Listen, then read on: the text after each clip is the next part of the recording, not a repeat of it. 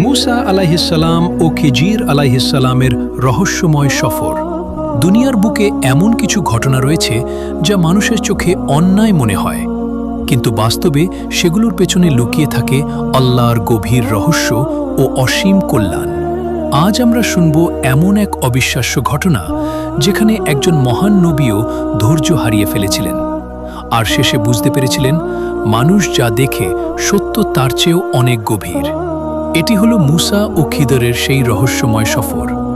একদিন মহান আল্লাহ হজরত মুসা আলাইহিসসালামকে এমন এক রহস্যময় জ্ঞান দান করার সিদ্ধান্ত নিলেন যা এর আগে আর কোনো নবীকে এভাবে প্রদান করা হয়নি।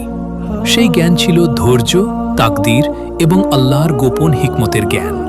পৃথিবীতে মানুষ যা দেখে সব সময় সত্য তার ভেতরে সীমাবদ্ধ থাকে না। কখনো কখনো মানুষের চোখের সামনে যা অন্যায় মনে হয়, বাস্তবে তার পেছনেই লুকিয়ে থাকে সবচেয়ে বড় রহমত।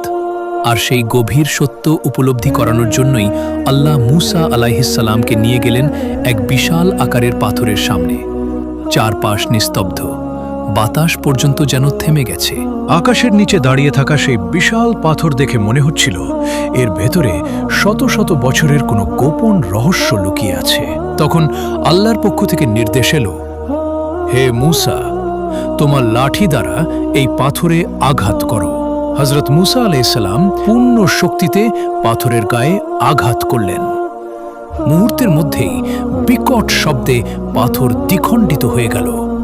কিন্তু পাথরের ভেতরের দৃশ্য দেখে মুসা আলাইহিসসালাম থমকে গেলেন।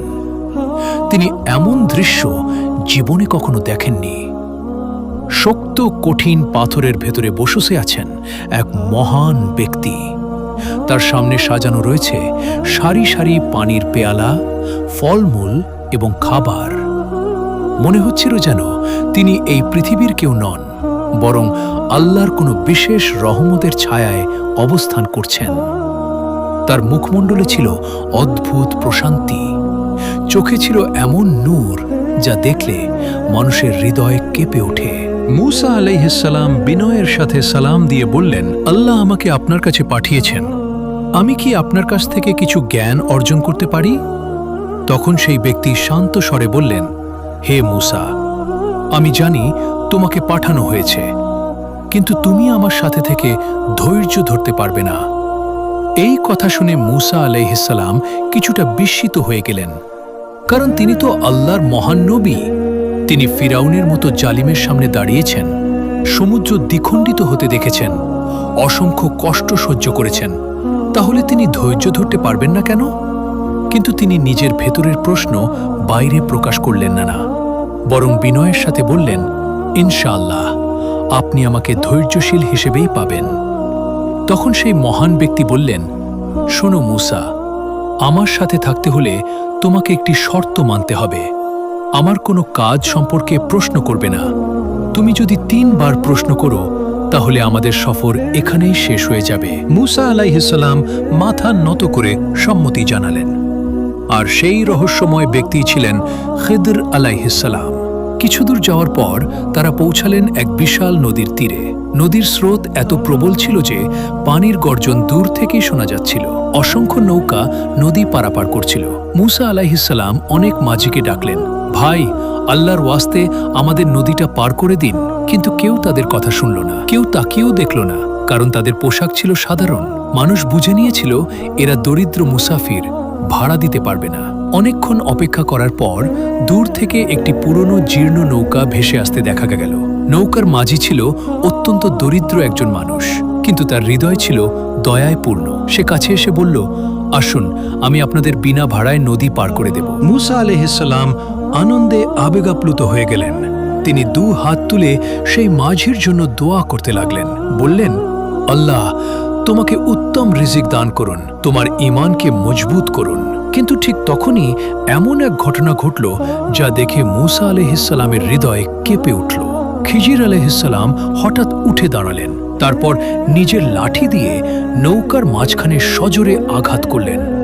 সাথে সাথে কাঠ ফেটে পানি ঢুকতে শুরু করল। মাঝির মুখ ফ্যাকাশে হয়ে গেল। নৌকা ডুবে যাওয়ার উপক্রম। মুসা আলাইহিসসালাম আর নিজেকে সামলাতে পারলেন না। তিনি চিৎকার করে বললেন, আপনি এটা কি করলেন? লোকটি আমাদের উপকার করলো আর আপনি তার নৌকাই নষ্ট করে দিলেন। আপনি কি জানেন এই নৌকাই তার একমাত্র জীবিকা? খিজির আলাইহিসসালাম শান্তভাবে তাকিয়ে বললেন, আমি কি তোমাকে বলিনি তুমি আমার সাথে থেকে ধৈর্য ধরতে পারবে না? এই কথা শুনে মূসা আলাইহিসসালাম থেমে গেলেন। তিনি নিজের ভুল বুঝতে পারলেন, বিনয়ের সাথে ক্ষমা চাইলেন। খিজির আলাইহিসসালাম বললেন, ঠিক আছে, এবার তোমাকে ক্ষমা করা হলো, কিন্তু আবার প্রশ্ন করলে আমাদের পথ আলাদা হয়ে যাবে। তারা নৌকা থেকে নেমে আবার হাঁটতে শুরু করলেন। মূসা আলাইহিসসালামের হৃদয়ে তখনও কষ্ট রয়ে গেছে।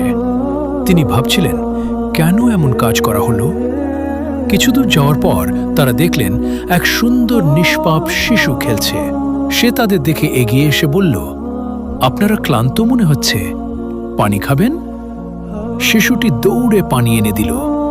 মূসা আলাইহিসসালাম শিশুটিকে দেখে খুব খুশি হলেন। তিনি তার মাথায় হাত বুলিয়ে দোয়া করলেন। কিন্তু তখন খিজির আলাইহিসসালাম গভীরভাবে শিশুটির দিকে তাকিয়ে রইলেন, যেন তিনি তার ভেতরে এমন কিছু দেখছেন যা অন্য কেউ দেখতে পাচ্ছে না। তারপর হঠাৎ তিনি উঠে দাঁড়ালেন এবং শিশুটিকে আঘাত করলেন। মুহূর্তের মধ্যেই শিশুটি মাটিতে লুটিয়ে পড়ল। সবকিছু নিস্তব্ধ হয়ে গেল।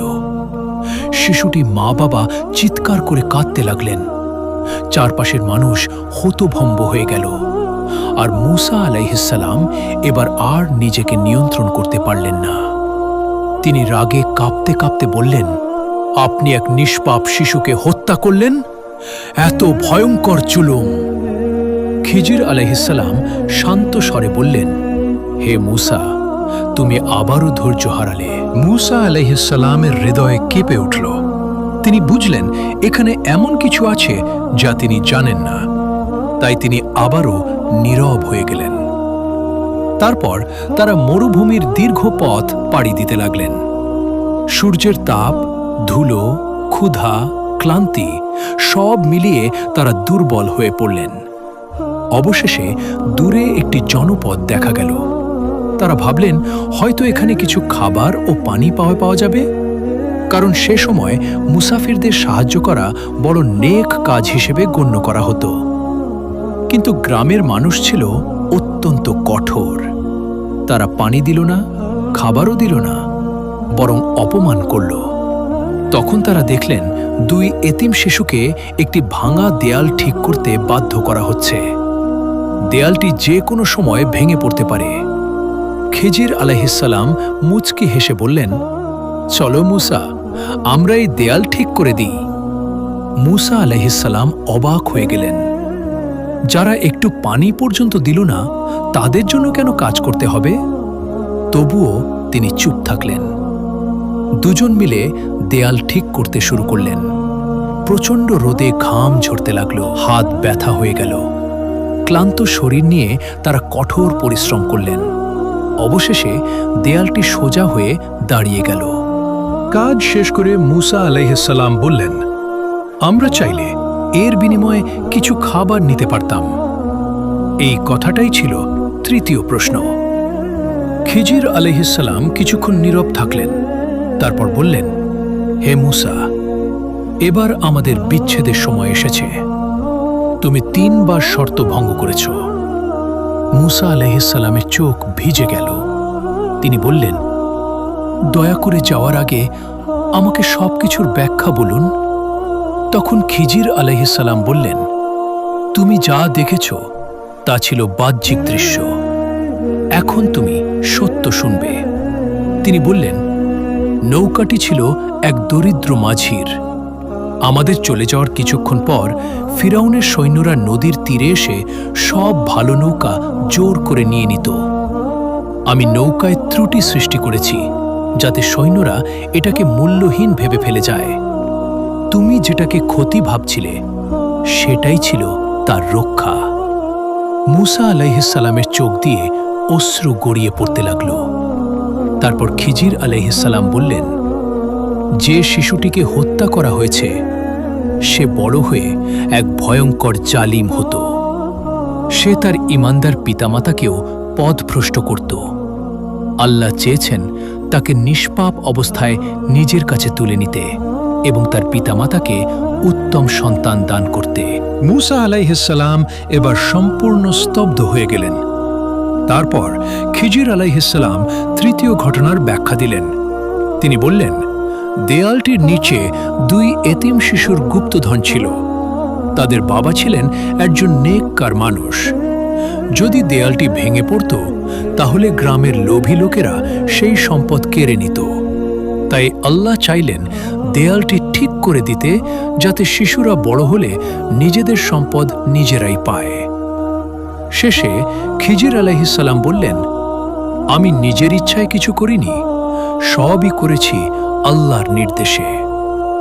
এই কথা শুনে মুসা আলাইহিসসালাম সেজদায় লুটিয়ে পড়লেন। তার চোখ দিয়ে অঝরে পানি ঝরতে লাগল।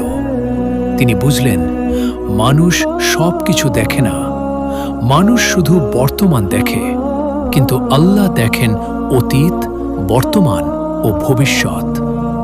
আমরা ক্ষতি দেখি, আল্লাহ দেখেন রক্ষা।